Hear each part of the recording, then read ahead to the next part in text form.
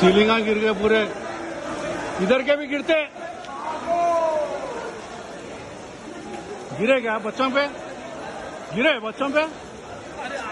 हाँ ये भी गिरते उधर के, पानी खाने चढ़ जाओ इधर से हट जाओ।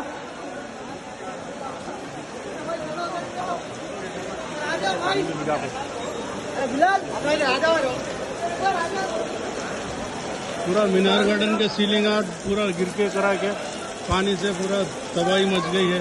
थोड़ी सी बारिश के अंदर पूरा सीलिंग आर्ट गिर गए थे मीनार। अरे हट जाओ इधर से, हट जाओ।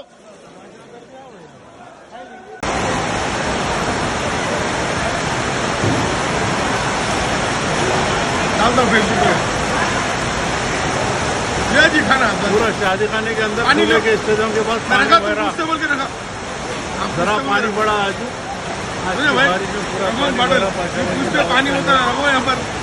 कितना पैसा लिया तुम लोग से?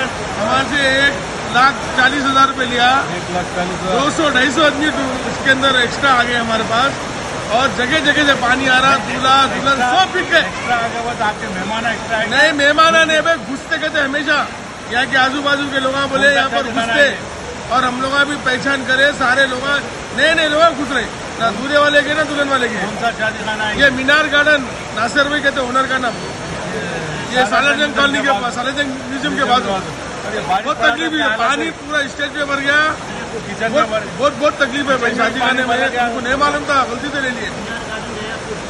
मीनार गार्डन नयापुर, अरे लेक कैसे था